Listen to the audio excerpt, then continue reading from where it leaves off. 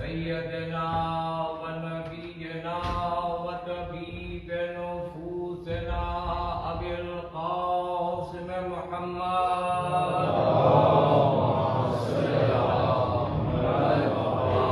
आलिहि तय्यबीन अत्ताहिरीन अल-मासूमीन अल-मज़लूमीन ला सियमा अलल शहीद मज़लूम अल-मज़बूर मिनल क़फ़ा वल मसलूब बिल अमामत वल रिदा अल-क़तील अल-अतशान वस्सलील उर्यान व लअनतुल्लाहि अला अज़ाइहिम व क़त्लहिम अजमईन मिन यौमिना हाज़ा इला यौमिद्दीन। अम्मा बअदु फ़क़द क़ाल अल्लाहु तबारका व तआला फ़ी किताबिहिम मुबीन व हुवा अस्दक़ुल क़ाइलीन वल्लज़ी अरसला रसूलहु बिल हुदा व दीनिल हक़ लियुज़हिरहु अलद्दीन कुल्लिहि वलौ करिहल मुश्रिकून।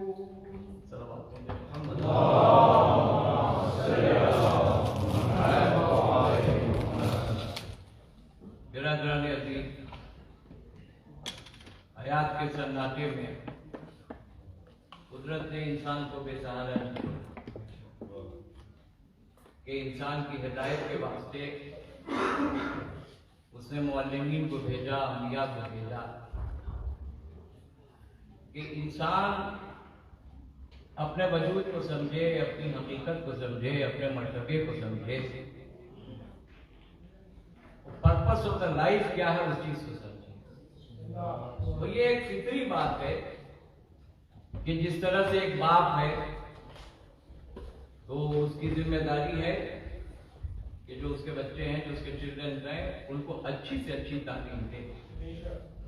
हर बाप की ये कोशिश होती है कि अच्छे से अच्छे स्कूल में हम इसका एडमिशन कराएं। अगर आप उनसे पूछिए कि व्हाट इज द पर्पस, क्यों आप ये कर रहे हैं, तो कहा कि फ्यूचर में, मुस्तकबिल में ये एक अच्छा इंसान बने, मोमिन बने, अच्छा सिटीजन बने।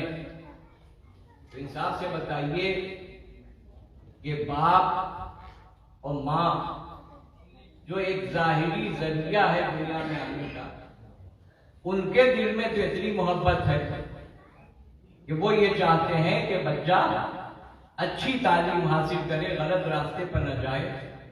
तो जो खालिक हकीकी है, जो मालिक हकीकी है, उसकी नजर में क्या एक्सपेक्टेशन हो गया इंसान।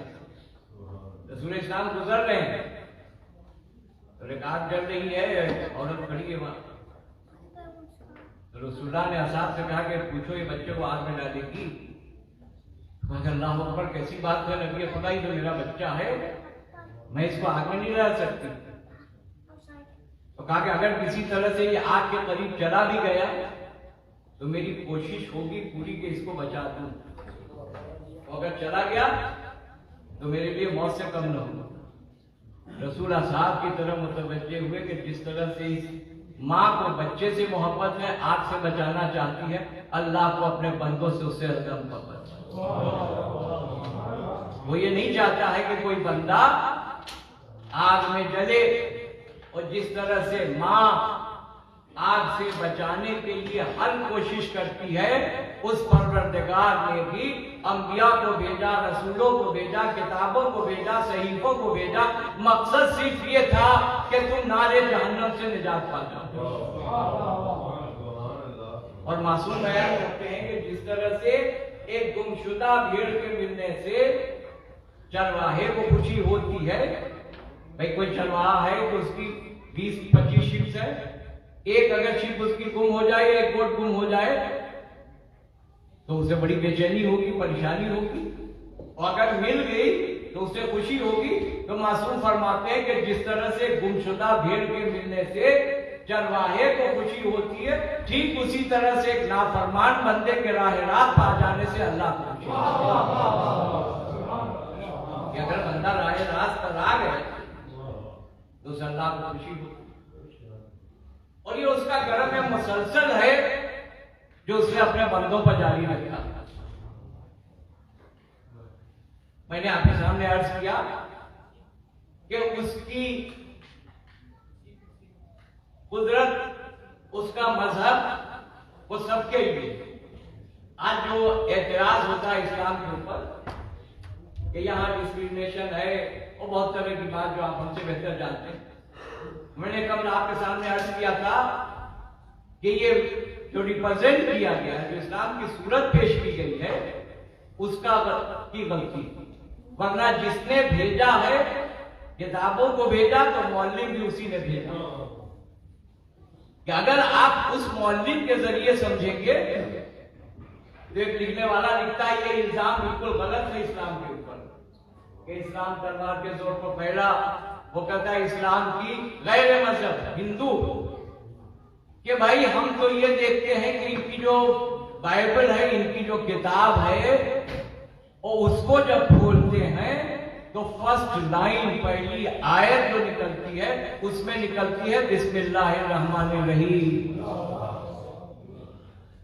कि वो मेहरबान है वो खुदा। तो पहली आयत में निकल रही है कि वो रहमान भी है, रहीम भी है।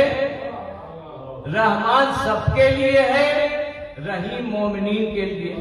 तो वो ये कहता है कि रहमान के जुमरे में तो हम भी आ गए, तो जो किताब पूरे इंसान के लिए उसे मेहरबान कहती है, वो दीन डिस्क्रिमिनेशन कैसे करेगा? ये उसी वक्त होगा कि जब दो तरह का, अगर दो कंपनी है, दो प्रोडक्ट है, तो उसमें डिस्क्रिमिनेशन हो सकता है कि भाई हमारी कंपनी का प्रोडक्ट अच्छा है, उनकी कंपनी का प्रोडक्ट खराब। लेकिन अगर सेम कंपनी है और सेम ही प्रोडक्ट है तो वहां डिस्क्रिमिनेशन का सवाल ही नहीं होता। तो दूसरे अभियान हो सकता है कि दुनिया के बनाए हुए हो, लेकिन ये दीन इलाही है। तो जो यही वो दीन है जो दीन का खालिक है, वही जमादात का खालिक है, नबातात का खालिक है, हैवानात का खालिक है, इंसान का खालिक है। मुख्तसर ये है कि पूरे आलम का खालिक एक है। तो जब एक है खल्क करने वाला तो उसके कानून में कोई डिस्क्रिमिनेशन न होगा। उसके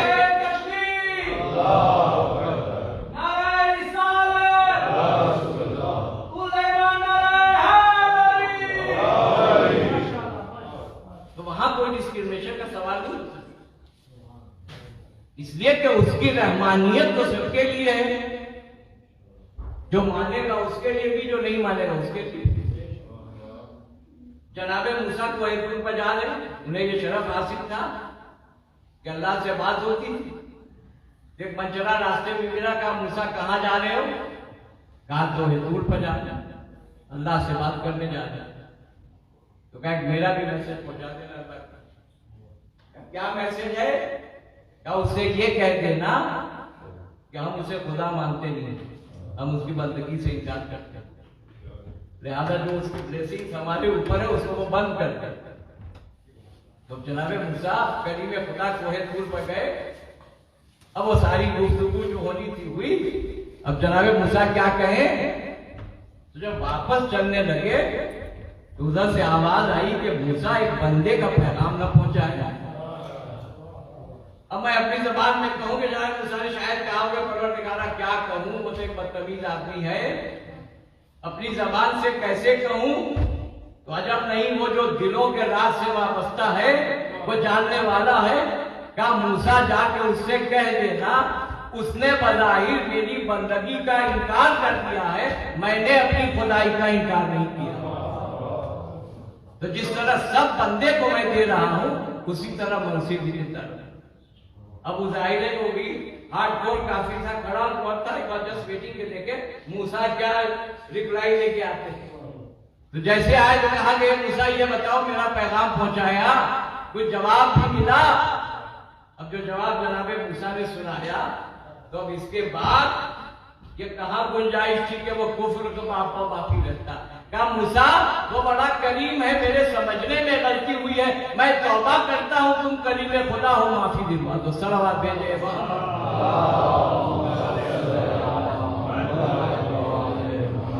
तो ये जो हमारा मजहब है दीन इस्लाम, इसमें कोई डिस्क्रिमिनेशन नहीं। ये जरूर कहा है कि लकुम दीनकुम वलिय दीन, तुम्हारा दीन हम तुम्हारे लिए, हमारा दीन हमारे।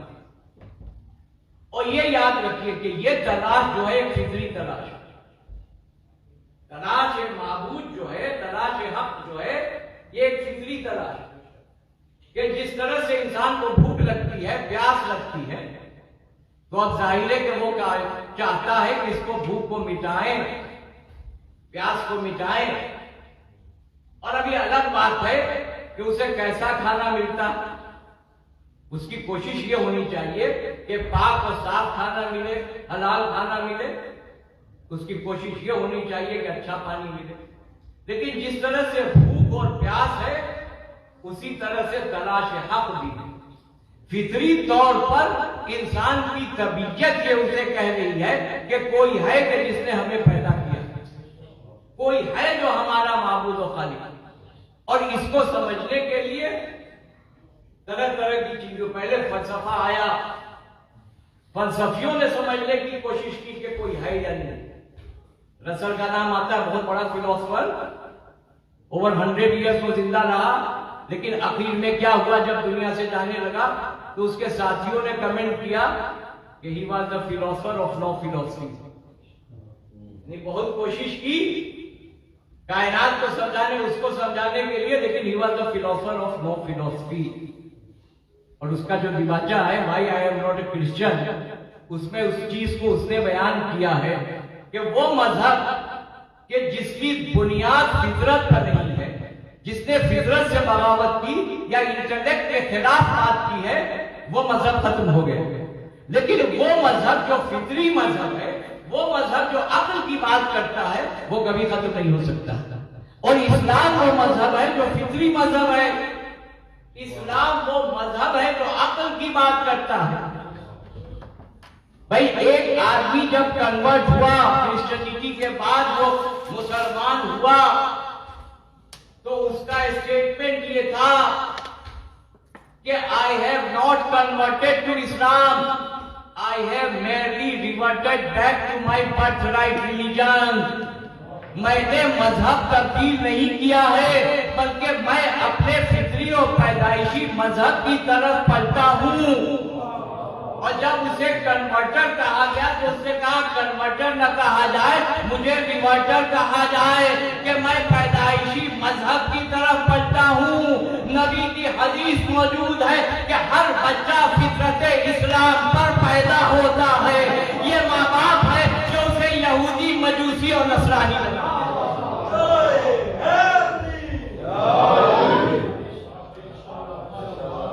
ये तो नोटेड स्टेटमेंट एक क्रिश्चियन का है कि जब उसने क्रिश्चियनिटी को पढ़ा और इस्लाम को पढ़ा, तो उसके बाद वो ये कहता है कि I have not been converted, I have reverted, यानी मैं अपने फितरी और पैदाइशी मजहब पर पढ़ता हूं। तो ये दीन एक फितरी मजहब है।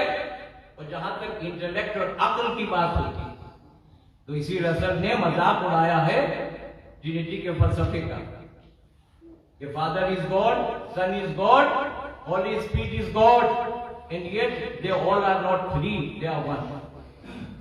वो ये कहता है 1 + 1 जो है वो 3 होगा। और ये कहती है क्रिश्चियनिटी कहती है कि 1 + 1 + 1 ये सब मिलके एक है। वो ये कहते हैं गॉड फादर, गॉड हेड। वो कहता पूरी बाइबल को मैंने पढ़ लिया, हमको कहीं गॉड हेड मिला नहीं। तो इसीलिए उसने कहा कि ये मजहब वगैरह जो है ये खिलाफ है। ये क्यों हुआ? इसलिए हुआ कि उसके मजहब ने जो बात कही वो अक्ल और इल्म के मुताबिक नहीं थी। फलसफे के बाद दूसरा मतलब नंबर आता है साइंस का। कि बात 21वीं सेंचुरी है, लोग यही कहते हैं कि भाई अब ये तो साइंटिफिक एज है, मजहब आउटडेटेड हो गया। तो याद रखिए वो मजहब जिसकी बुनियाद हक पर नहीं है वो आउटडेटेड हो गया। लेकिन वो मजहब के जो इलाही मजहब है तो जब तक उसका वजूद बाकी है उस वक्त तक ये दीन बाकी है। तो अब साइंस ने ये तो कहा कि नॉलेज ऑफ थिंग्स तो हम बता देंगे कि ये क्या है, लेकिन नॉलेज ऑफ द ट्रूथ, हकीकत हम बयान नहीं कर सकते। साइंस ने इतना ही किया कि कल तक फर्ज कीजिए कि बंद कमरा है, बिल्कुल डार्क रूम, अब उसमें बिल्कुल अंधेरा है, बहुत सा सामान रखा हुआ है, कुछ दिखाई नहीं दे रहा। अब एक आदमी लाइट लेके आया, रोशनी आई, या सपोज कीजिए कि बल्ब को जला दिया उसने, तो अब आज तक कुछ दिखाई नहीं दे रहा था, देवाल पिच डार्क। अब जैसे ही लाइट आई तो उसको दिखाई दिया कि यहाँ कुर्सी है, यहाँ टेबल है, यहाँ बिस्तर है, यहाँ ये तो साइंस बता देगी कि अगर कमरे में सब सामान रखा हुआ है, अंधेरा था, हम रोशनी लेके पहुंच गए,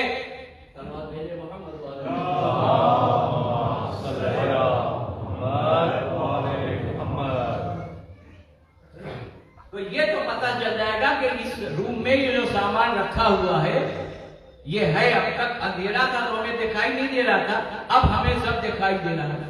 लेकिन ये सामान किसने रखा है, किस पर्पस के लिए रखा है, ये हम नहीं जान सकते।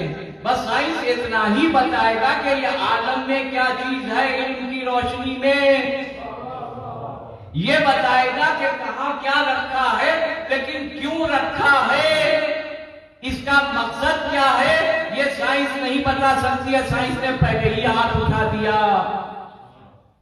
कि हम किस लिए है ये नहीं बता सकते।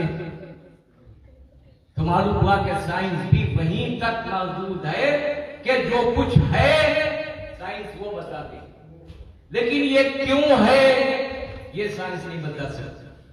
और अगर आप उनसे कहें कि ये साइंस है क्या, तो वो कहेंगे साइंस, ज्योग्राफी साइंस इल्म है, फिजिक्स इल्म है, केमिस्ट्री इल्म है, यानी दुनिया के बारे में मालूम करना, जियोलॉजी इल्म है, ये सब इल्म है।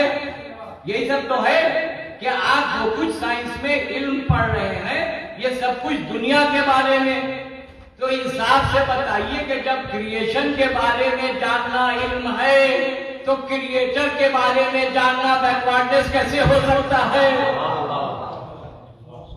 अगर क्रिएशन मखलूक खुदा के बारे में आप जितना जानेंगे वो इल्म है, तो मजहब उससे करीब करता है।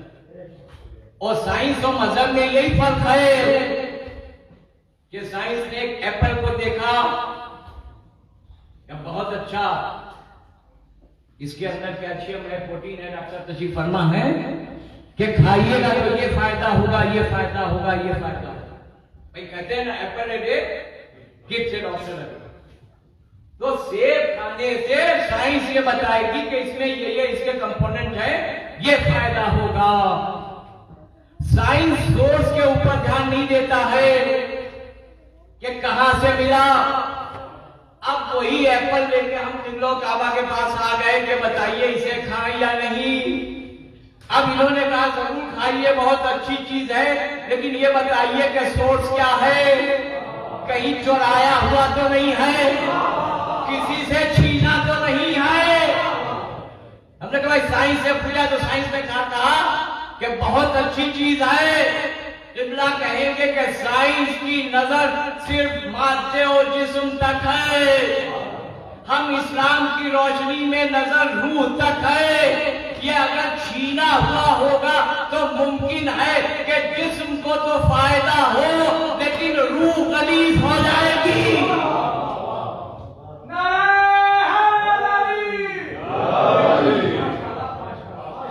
आपकी रूह जो है, सोल जो है वो डटी हुई। तो बेन डूज एंड डोंट और साइंस और इस्लाम में कोई कंफ्लिक्ट नहीं, बस सिर्फ यही है कि साइंस जाहिर की बात करता है, जिस्म के फायदे की बात करता है, और मजहब जिस्म के साथ साथ रूह के फायदे की बात करता है। इसे मौला कहते हैं कि अगर संवारना है तो जिस्म से ज्यादा रूह को संवारो। और मौला कहते तुम्हारे नफ्स की कीमत जन्नत है। इससे कम में सौदा न करना। तुम्हारी कीमत जन्नत। तो मालूम था कि न फलसफा समझा सका, न साइंस इतना ही बता सका कि क्या। अब तीसरी मंजिल आती है मजहब की। तो दुनिया में बहुत से अध्ययन बुनियादी तौर पर यही तीन चीज है। एक तो ये देखना होगा कि हिस्टोरिकल कोई बैकग्राउंड है या नहीं इस मजहब का। भाई जुमा 8 दिन के मजहब भी तो तैयार हो रहे हैं दुनिया के अंदर। आपके पेशे नजर है कि पैसे के जोर के ऊपर अकीदे खरीदे जा रहे हैं। तो अब ये मजहब आज का तो नहीं है, हिस्टोरिकल बैकग्राउंड कुछ है या नहीं। और दूसरी चीज ये होगी कि इस मजहब के पास कोई आइडियल लिविंग के लिए है कि नहीं। ये सिर्फ आपको चर्च में या मस्जिद में सिर्फ बिठा के रख रहा है, या इसके पास कोई उसूल है लाइफ का। सातवें इमाम मुर्शिद कासिम अलैहिस्सलातु वस्सलाम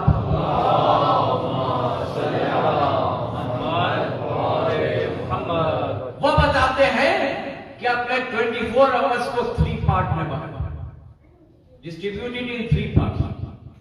एक पार्ट उसके लिए रखो, उसकी इबादत के वास्ते, बंदगी के वास्ते, जो भी इबादत तुम करते हो। Reserve it 1/3 time of your 24 hours. Second part कमाने के लिए, don't sit in the house. इसे कि याद रखिए कि इस्लाम फकीर और कल्लाश मुआशरा देखना नहीं चाहता। इस्लाम मुसलमानों को वेल्दी देखना चाहता। कुरान में जहां जहां अकीमुस सलात है उसी के साथ आतुस ज़कात। अकीमुस सलात, आतुस ज़कात। अमा ज़कात वही तो देगा जो कमाएगा। तो इस्लाम खराबे में बैठा के अल्लाह अल्लाह करने का नाम नहीं है। एक मजदूर नबी के सामने आया, हाथ में मिट्टी लगी हुई थी, असहाब मौजूद है, नबी ने उसका हाथ चूम लिया। क्या तुम ये रिश्ते हलाल कमा के आए? तो इमाम ने कहा कि सेकंड पार्ट जो है वो आप कमाने के लिए, जो भी आपका प्रोफेशन जो भी करते हैं। और third part reserve it for your family, अपने बच्चों के साथ, अपनी फैमिली के साथ गुजारो। तो मालूम हुआ कि इस्लाम का मिजाज जो है वो ये रूहानियत नहीं है। ला रूहानियत इस्लाम, इस्लाम में रूहानियत नहीं है। दुनिया में रहो लेकिन उसे याद करो। इसकी मिसाल मौलाना रूमी ने बहुत अच्छी दी है और लोगों ने भी तज़किरा किया कि कश्ती और पानी, कश्ती के लिए पानी की जरूरत है। डेजर्ट में कश्ती नहीं चलेगी, लेकिन कश्ती उस वक्त तक चलेगी कि जब तक पानी के ऊपर है। इधर कश्ती में पानी आया, कश्ती डूब जाएगी। तो ये पानी माले दुनिया है जिसकी तुम्हें जरूरत है, मगर माले दुनिया ही सब कुछ न बन जाए। मौला कहते हैं कि तुम दुनिया में रहो, दुनिया तुम में न रहे। तुम दुनिया में रहो, दुनिया तुम में न रहे। मतलब यह है कि दुनिया से उतना ही ले लो कि जिससे तुम अपनी आखिरत बना सको। तो अब तारीफ, दूसरी चीज उसूल। अब तीसरी चीज ये है कि जो बाहर चल रहा है वो यहां है कि नहीं। बाहरी दुनिया में जो साइंस कह रही है वो इनके पास है या नहीं। तो दूसरे अध्ययन के पास न होगा तो वो आउटडेटेड हो सकते हैं, लेकिन इस्लाम वो दीन है कि जो बाहर चल रहा है, बाहर बाद में चला है, इस्लाम ने पहले बताया। मॉरिस बुखारी ने किताब लिखी है the Bible of Quran and science, उसने बाइबल को भी पढ़ा, कुरान को भी पढ़ा, साइंस को भी पढ़ा। उसने कहा बाइबल में जो कुछ है वो सब आउटडेटेड है, साइंस के खिलाफ है, लेकिन वही लिखता है उस किताब में कि कुरान में जो कुछ है उसकी मुताबिकत साइंस से है।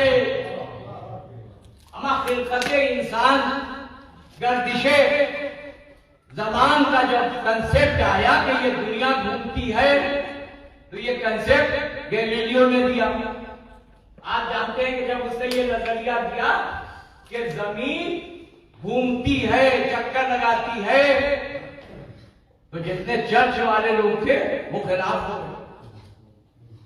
भाई गैलीलियो के साथ क्या हुआ आज की लंदन के म्यूजियम में आप देख सकते हैं, नेट के ऊपर भी आप पढ़ सकते हैं। उसकी खता क्या थी? उसने सिर्फ ये कहा कि जमीन चक्कर लगा रही है, और यहां इनका कहना यह था क्रिश्चियनिटी का कि ये कभी हो ही नहीं सकता। और यहां भी मसला हुजूर जन्मभूमि का था। उन्होंने कहा कि चूंकि जनाबे ईसा यहां पैदा हुए हैं, लिहाजा ये जमीन किसी और पूरे प्लानेट का चक्कर नहीं लगा सकती, और उसे बड़ी सजा हुई। लेकिन आज साइंस ने इस बात को साबित कर दिया कि ये जमीन चक्कर लगा रही है। और आज से 1400 बरस पहले कुरान में सूरह नबा में कहा कि हमने इस जमीन को मिस्र गहवारे के पैदा किया है। क्या लताफत है, कुरान की मिसाल दिया है गहवारे से कि जिस तरह से गहवारा हरकत के बावजूद बच्चे के लिए सुकून का सबब बनता है, उसी तरह ये जमीन चक्कर लगा रही है, लेकिन रहने वालों के लिए सुकून का बाइस बनी हुई। सूरह रात में इरशाद हुआ कि हमने इस आसमान को इस्तवार किया ऐसे सुतूनों के जरिए जो दिखाई नहीं देते। इमाम रज़ा अलैहिस्सलाम फरमा दीजिए,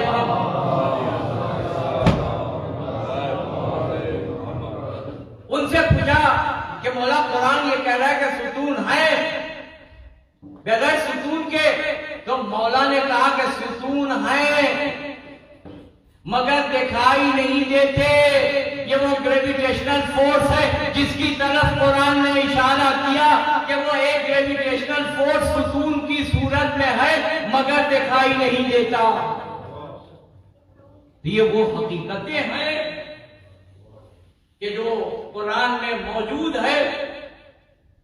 हुजूर जब एक जन्मभूमि की बात आ गई, अभी आप मौलाना से सुन रहे थे हालात हमारे मुल्क के, तो वहां एक साहब का बड़ा अच्छा मुकालमा हुआ कि जिस जमाने में एक फसाद था एक जगह के लिए कि ये जगह किसकी है, उनकी है, बुत परस्तों की है या मुसलमानों की है।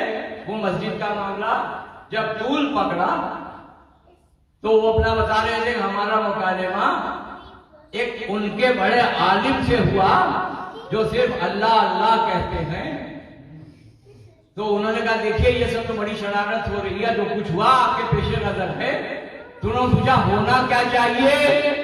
उन्होंने कहा इंसाफ तो ये है कि अगर उनके रहबर की जाए पैदाइश साबित हो जाती है तो उसका कब्जा उनके हवाले कर देना चाहिए कि हिंदुओं के जो राम थे अगर वो पैदा हुए तो उनके हवाले कर देना चाहिए। तो उन्होंने कहा मैंने हाथ जोड़ के मौलाना से कहा तो ये इसी उसूल पर कायम रहिएगा। उन्होंने कहा बिल्कुल सही, जिसके रहबर की जाए पैदाइश है उसे उसके हवाले कर देना चाहिए। तब उन्होंने कहा मैंने दस्ते अदब जोड़ के कहा अब आपके ही उसूल के दावे ये बताइए कि काबे में कौन पैदा हुआ? आपका मौला पैदा नहीं हुआ है, हमारा मौला पैदा हुआ।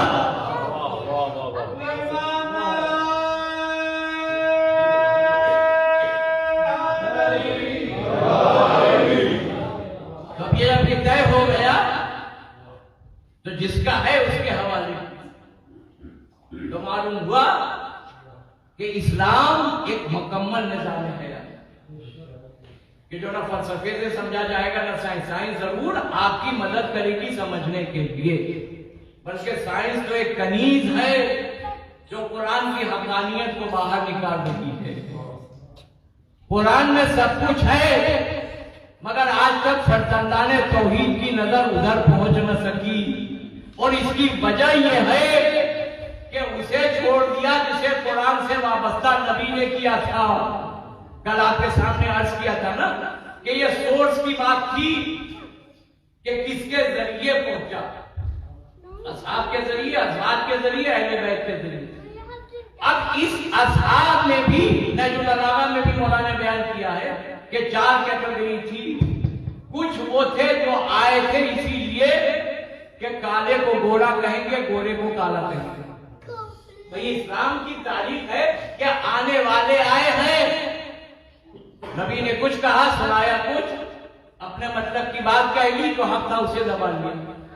दूसरा ग्रुप वो था जो इनोसेंट लोगों का ग्रुप था कि नबी ने कहा तो 2 बार, लेकिन उनके समझ में नहीं आया, ग्रास्पिंग कैपेसिटी नहीं थी। भाई डॉक्टर साहब ने नुस्खा लिखा, एंटीबायोटिक लिखी और उसके साथ उन्होंने गैस की भी दवा लिखी। ये दोनों कॉम्बिनेशन है। एक आदमी को एंटीबायोटिक समझ में आया, एंटीबायोटिक खिलाता चला गया, मरीज की तबीयत खराब होती चली गई।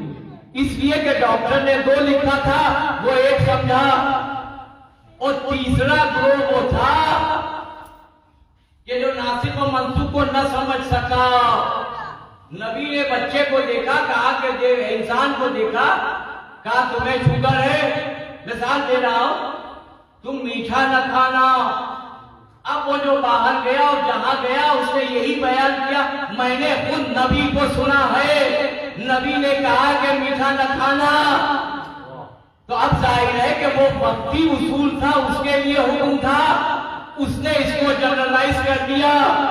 चौथा ग्रुप वो था कि जिसने नबी को समझा और एज इट इज बयान किया।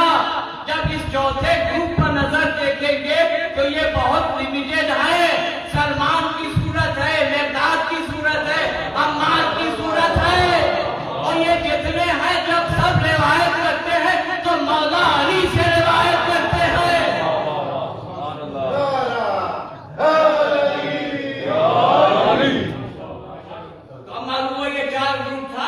जो चौथा ग्रुप है वही फाइनल ग्रुप है। और चौथे ग्रुप में आप देख लीजिए, तारीख में एनालाइज कर लीजिए, अब्दुल्लाह इब्न मसूद हो या और भी हो, जितने हैं सब अगर कोट करते हैं तो मौला अली से कोट करते हैं। तो अब ये वो जरिया है कि जिसके जरिए से इस्लाम को समझना, और यही वो चीज थी कि जिसे मौलाए कायनात ने मिंबर, एक मौका आया कि जहां एक मेहरबान ने मौला से कहा कि या अली, खलीफे दोय्यम ने कि या अली, अरे आप जैसे कोई क्वेश्चन पुट अप करता है इंस्टेंट रिप्लाई दे दीजिए, थोड़ा सोच लिया कीजिए, गौर कर लिया कीजिए। यानी अब तक मारिफत नहीं, अपने जैसा समझ रहे हैं। कहा कि या अली आप थोड़ा सोच लिया कीजिए, समझ लिया कीजिए। तो मौला ने सवाल किया, ये बताओ तुम्हारे हाथ में उंगलियां कितनी? कहा मौला 5। कहा कि 5? तुमने सोचा नहीं, गौर नहीं किया, फौरन बता दिया। कहा मौला ये सोचने की बात क्या है, ये तो मेरे नजर के सामने है। मौला मुस्कुराए, कहा जिस तरह से 5 उंगलियां तुम्हारे नजर के सामने है, अव्वलीन और आखिरीन का इल्म अली के सामने है। सवाल करने वाला सवाल करता है।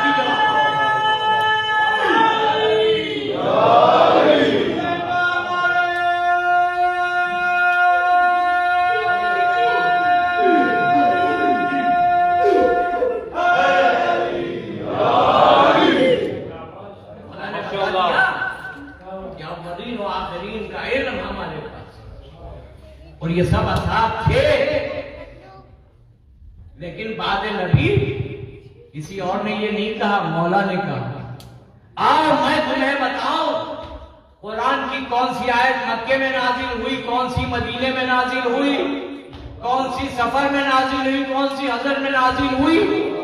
असहाब बैठे हुए, किसी ने ये नहीं कहा कि या अली जहां आप थे वहां हम क्या बताएंगे।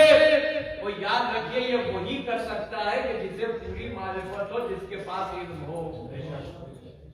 अब अगर मैं परवेज भाई से कहूं कि चलिए मैं आपको कल रीच घुमाता हूं, तो परवेज भाई कहेंगे कि बेशक आप रीच में कभी थे, लेकिन अब बहुत चेंज हो चुका है यहाँ, आप क्या बताएंगे, आपको कितनी गलियों रास्तों का इल्म है? तो मालूम हुआ, आओ मैं तुम्हें बताऊं, ये वही कह सकता है कि जिसके पास पूरा इल्म हो। पूरे असहाब बैठे हुए अली कह रहे, आओ मैं तुम्हें बताऊं कुरान की कौन सी आयत कहां नाजिल हुई। असहाब चुप बैठे हैं, कोई ये नहीं कहता या अली जहां आप थे वहां हम। असहाब की खामोशी बता रही है कि जो अली को मिला है वो किसी को नहीं मिला है।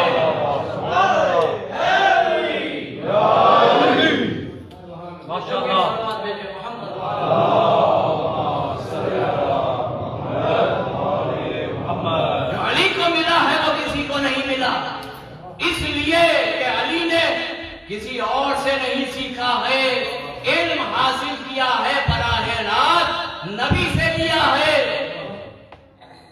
और दस्ते कुदरत पर, दस्ते नबी पर कुरान की तिलावत की। और नबी ने भी क्या कहा, या अली तुमने साहिबे किताब से बेहतर पढ़ा। तौरेत पढ़ी मूसा से बेहतर, ज़बूर पढ़ी दाऊद से बेहतर, इंजील पढ़ी ईसा से बेहतर। या नबी अल्लाह, ये क्या बात है, साहिबे किताब। तब एक मिसाल दे दूं, ये शायर तशरीफ फरमा है, अल्लाह इनके इल्म में इजाफा करे। ये इनका कलाम तो ये शायर की हैसियत से पढ़ेंगे, अगर किसी को दे दिया तो वो तो शायर वो पढ़ेगा। कलाम इनका है, जबान इसकी होगी। भाई शायर लोग जाते हैं, शायर के बाद एक कलाम लिख के दे दीजिए हम पढ़ेंगे, तो एक शायर का कलाम भी है, शायर की जबान भी है। दूसरी तरफ कलाम शायर का है, जबान कोई XYZ का है। नबी ने कहा, या अली साहिबे किताब से बेहतर पढ़ा। कैसे पढ़ा? कहा कि कलाम खुदा का था, तौरेत, जबान मूसा की थी। इंजील कलाम खुदा का था, जबान दाऊद की थी। ज़बूर कलाम दाऊद का, खुदा का था, जबान दाऊद की थी। इंजील कलाम खुदा का था, जबान ईसा की थी। कलाम उसका था, पढ़ कोई और रहा था। लेकिन जब अली दस्ते नबी पर कलाम पढ़ रहे थे, तो अगर कलामुल्लाह था तो लिसानुल्लाह था, जिसका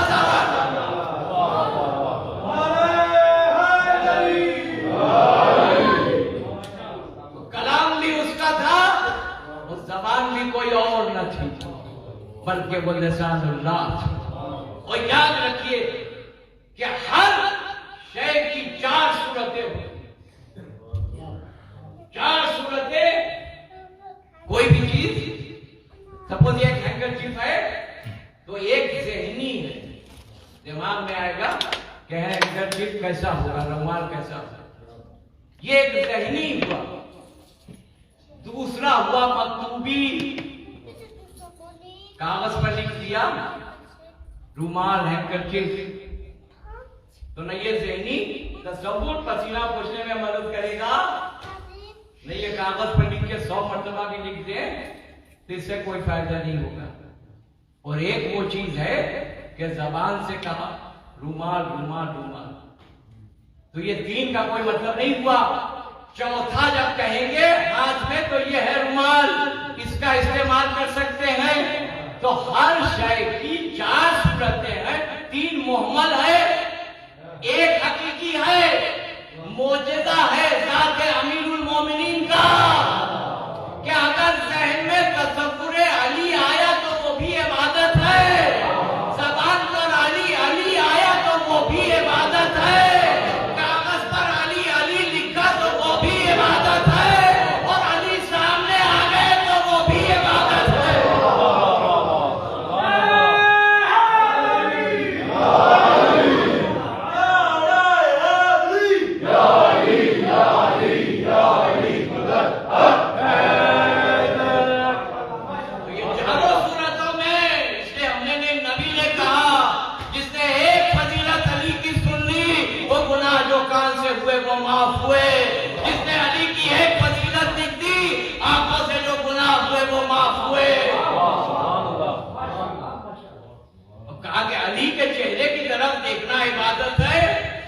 मशहूर वाकया है, बेटी ने गौर से देखना शुरू, बाप ने गौर से देखना शुरू किया, नबी भी है, अली भी है, और चेहरा देख रही है, तो बेटी ने बाप से कहा, तारीख आपके पीछे नजर है, उम्मुल मोमिनीन ने अपने बाप से कहा कि ये क्या बात है कि जब अली आते हैं तो आप बगौर टकटकी लगा के अली के चेहरे को देखते हैं। अब पता नहीं अच्छा लगा या बुरा लगा, सलावत भेजे मोहम्मद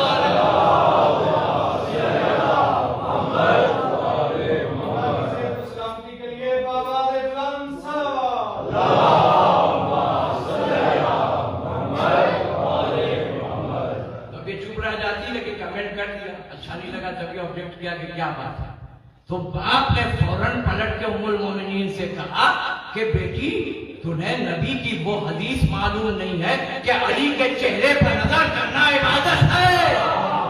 यानी बाप बेटी को बता रहा था कि मैं भी इबादत कर रहा हूं, तुम भी इबादत करो, अगर शायद इबादत तसव्वुर करती तो जंगे जमल न होती।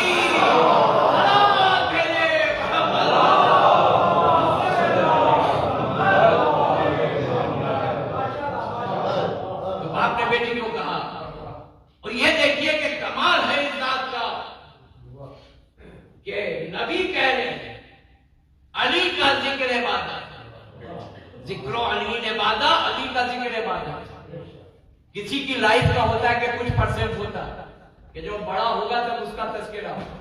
कोई डॉक्टर है तो उसके प्रोफेशन की बात होगी, कोई बहुत बड़ा रेसलर है तो उसके प्रोफेशन की बात हो गई। एक पीरियड में बचपन में बच्चे की बात नहीं होगी कि भाई अभी कोई कमाल जाहिर नहीं। नबी ने कोई शर्त न लगाई कि अली की जवानी का तस्करा करना, अली की जंग का तस्करा करना, अली के बाहर की जिंदगी का तस्करा करना, घर का तस्करा नहीं करना। नबी ने कहा अली का जिक्र इबादत है। अब बचपना भी तस्करे के काबिल, जवानी भी तस्करे के काबिल। मैं कहूंगा या नबी अल्लाह, ये कमाल आपके वसी का है कि अगर जुल्फ़िकार लेके मैदान में आ जाए तो लापता की आयत आ जाए, कसीदा आ जाए, और अगर चादर ओढ़ के आपके बिस्तर पर सो जाए तो नफ्स दिख जाए, मर्जी ले ले। सलावत भेजे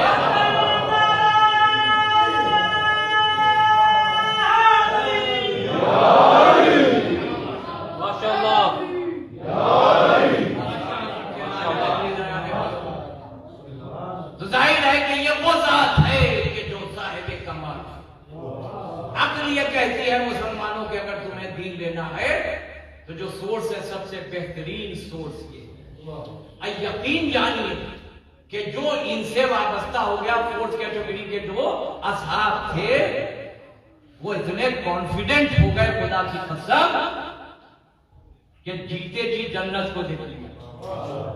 जनाबे मिसर में तमाम नहीं, जनाबे मिसर में तमाम को मौला ने कह दिया कि मिसर कूफे में तुम्हें सूली दी जाएगी। अब ये सूली डेथी का तो इन्विटेशन है कि भाई सूली दी जाएगी, यानी दुनिया से चले जाओ। दुनिया का इंसान होता तो मुस्तरिब होता। मीसम खुश हो गए, जाके उस दरख्त को रोजाना पानी दे रहे हैं। मीसम कह रहे हैं कि मैं तुम्हारा पड़ोसी होने वाला हूं। वो भी परेशान कि मीसम इनका मकान लोगे या उनका मकान लोगे। कहा कि मेरे आका ने कहा कि मीसम तुम्हें सूली दी जाएगी। गोया मीसम जन्नत को देख रहे हैं और उस पेड़ को पानी दे रहे हैं। जनाबे मिसर की दुकान मैंने आपके सामने अर्ज किया कि इस्लाम एक मुकम्मल निज़ाम हयात है। रिस्क हलाल कमाने के लिए इंसान कोई भी प्रोफेशन करे, कुछ भी करे, वो जायज है। अर्निंग सही होनी चाहिए। ये जनाबे मिसर में तमाम खजूरे बेचते थे। मौला आते थे, कभी कभी बैठ जाते थे। एक मर्तबा ये है कि मौला जब आके बैठ गए तो जनाबे मिसर को कोई काम पड़ गया। कहा कि मौला थोड़ी देर के लिए ब्रेक लेके मैं जाता हूं, आप जरा दुकान संभाल लीजिए। तीनों दुनिया का बादशाह है और ये मिसर की दुकान पर बैठा हुआ है। वो भी कोई 5 स्टार होटल नहीं है, जमीन पर खजूरें रखी हुई है।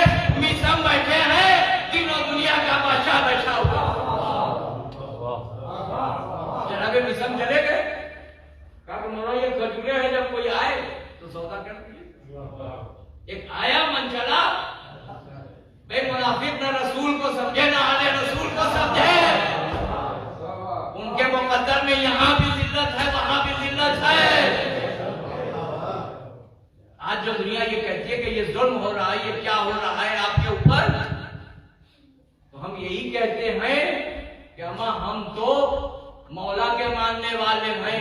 जब एहतराम रसूल इनके पेश नजर नहीं है तो हम तो उससे बहुत नीचे हैं। हम गुलाम मिसम हैं कि गला काटना तुम्हारा काम है, फज़ाइल अली बयान करना हमारा काम है।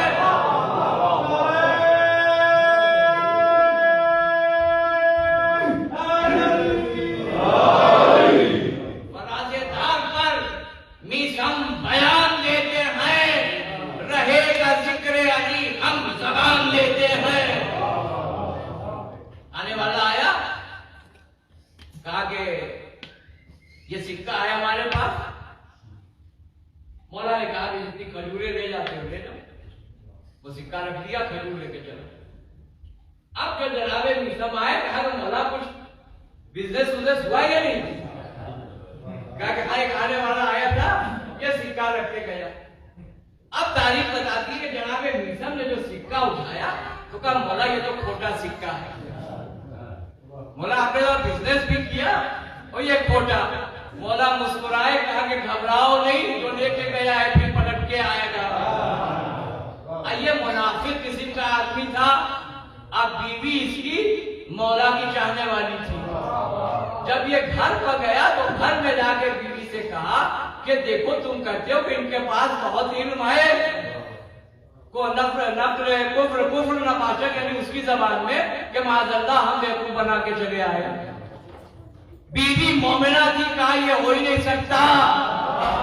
कहा अगर तूने खोटा सिक्का दिया है तो खजूर भी कड़वी होगी। तारीख ये बताती है अब जो उठाया तो खजूर कड़वी थी। उसने कहा मेरा मौला सादिक सिद्दीक अकबर है। अब ये फिर पंजा सर झुकाए हुए जब तक मिसम आ चुके थे, मौला ने कहा मिसम देखो वो आ रहा है खजूर लेके। जब लेके आया मिसम ने कहा ये क्या सौदा किया? कहा कि ये खजूरें कड़वी है। मिसम ने कहा कि तुम्हारा ये सिक्का भी तो खोटा है, खजूरें इधर रख दो, सिक्का ले जाओ। मौला ने कहा कि मिसम अलग रखने की जरूरत नहीं है, खजूर को खजूर में मिला दो। क्या मौला ये कह रहा है कड़वी है? मौला ने कहा कड़वी उसके घर पर थी, अब ये कड़वी नहीं है। दुनिया को तअज्जुब होता है ये मीठा कड़वा अमा ये किसी और ने नहीं किया जो हयात को मौत में तब्दील कर सकता है।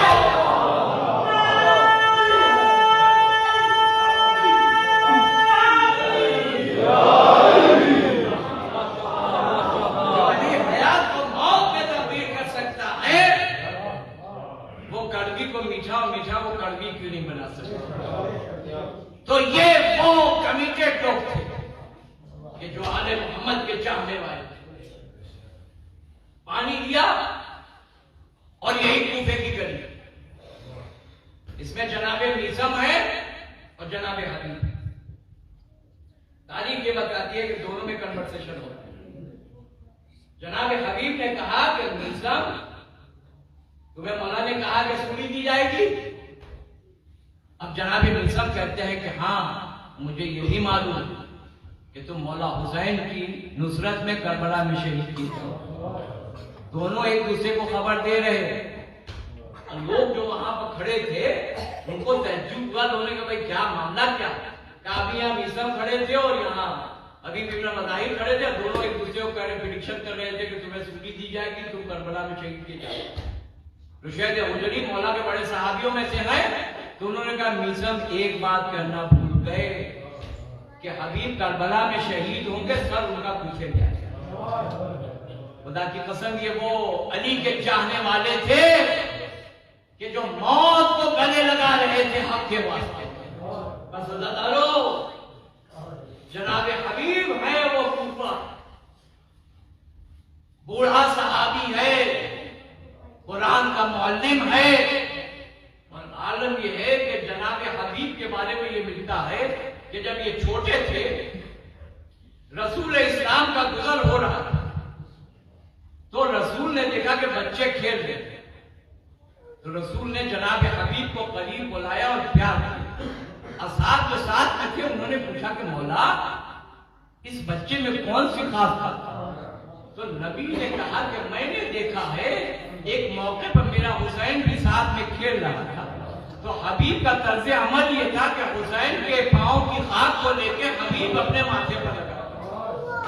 मालूम हुआ कि जो महबूब हुसैन होगा वो महबूब खुदा भी होगा, महबूब रसूल भी होगा। यही जनाबे हबीब है कि कूफे में जनाबे हबीब कि मुस्लिम इब्न उसजा से मुलाकात कहा, मुस्लिम ये क्या बात है? ये देख रहे हैं कि नारबंदियां हो रही है, घोड़े की सवारियां इधर से उधर जा रही है, क्या हो रहा है? क्या तुम्हें पता नहीं है? फरजंद रसूल पर जुल्म हो रहा है, करबला में घेर के लाया गया है, हुसैन शहीद किए जाएंगे। जनाबे हबीब खिताब किए हुए थे और दुकान से फेंक दिया और कहा कि मेरी दाढ़ी पूरे हुसैन से अपने खून से रंगीन होगी। जनाबे हबीब आ गए। यहाँ ये आलम ये है कि 2 मुहर्रम को सरजमीन करबला पर पहुंचने के बाद अब लश्कर पर लश्कर आ रहा है और लश्कर का आलम ये था कि हुक्म ये था कि तेज रफ्तार से क़याम हुसैनी के तरफ से घोड़े दौड़ा के ले जाओ ताकि बच्चों और औरतों का दिल दहल जाए।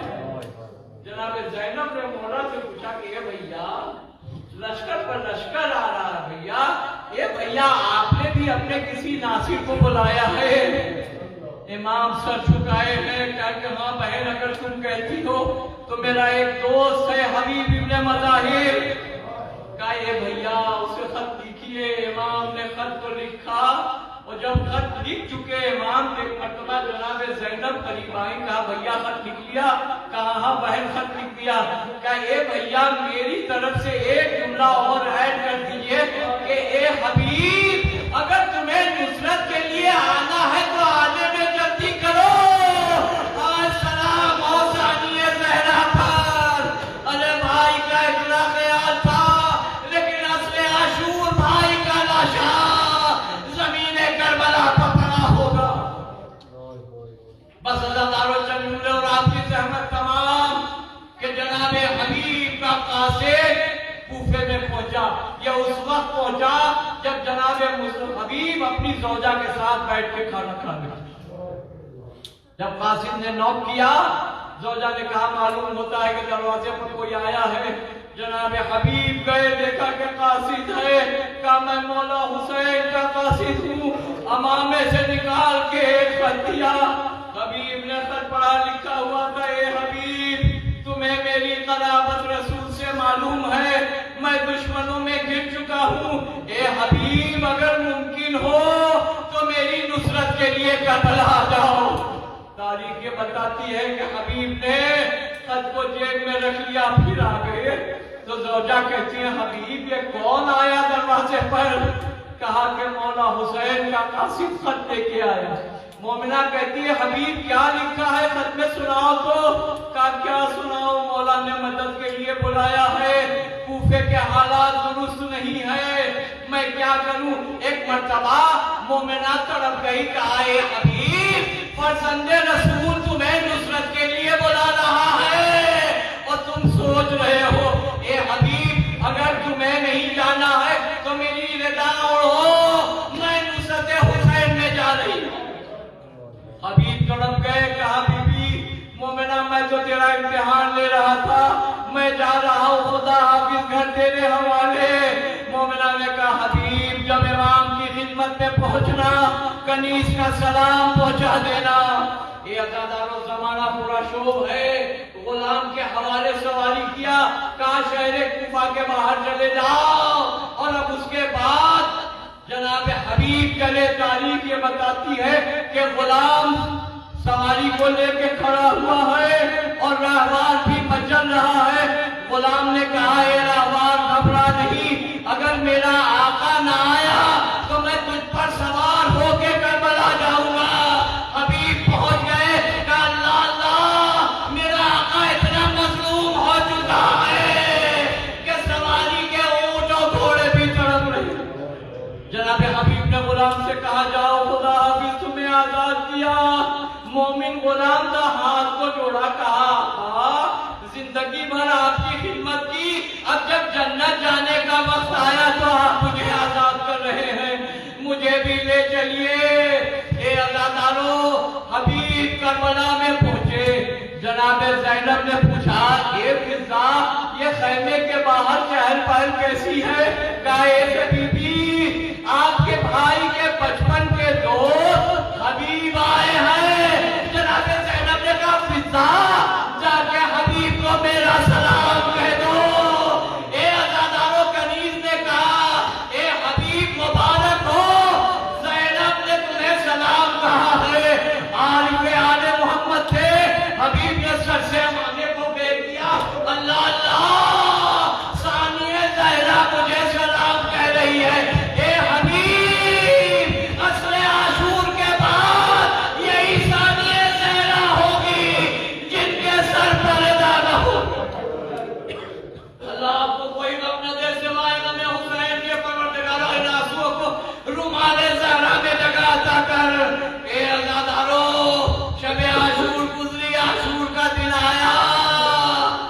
कहने वाले ने कहा, मौला आपके पीछे नमाज हो जाए। अबू समामा सैदावी ने कहा, इमाम ने कहा कि बेशक नमाज का वक्त है। मुसल्ला तैयार होने लगा। एक मर्तबा हसीन इब्न नमीर ने कहा कि हुसैन कितनी ही नमाज पढ़ो, माज़अल्लाह बख्शा न जाएगा। बचपन का दोस्त तड़प गया। कहा, अब हबीब जन्नत में आपके पीछे नमाज पढ़ेगा।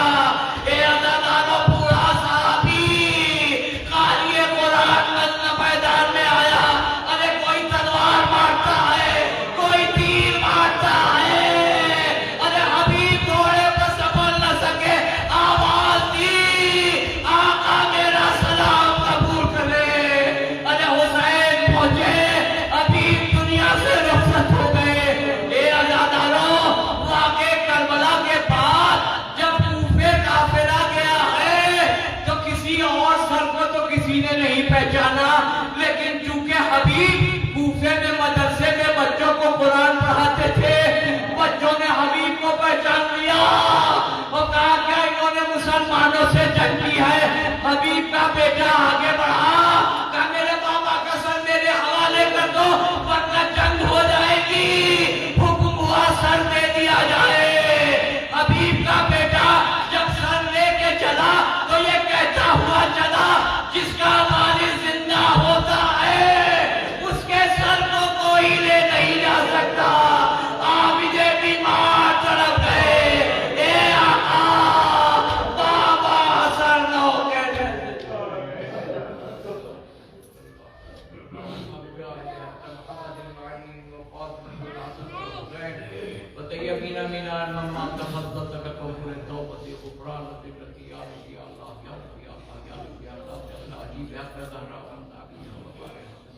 हमारी करीब से इबादत को कबूल फरमा। खुदावंदा हमें जो हमारे करबला के शिफाए कामिल अता फरमा। खुदावंदा हमारे नौजवान जो बेरोजगार हैं, अक्सर रोटी का सामान कर दे। परवरदिगार इस मजलिस में मोमिन और मोमिनात के दिलों में जो हाजत है उसे कबूल फरमा।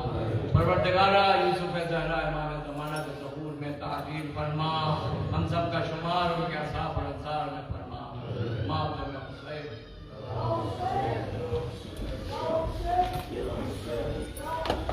या हुसैन, या हुसैन, या हुसैन, या हुसैन, या हुसैन, या हुसैन, या हुसैन।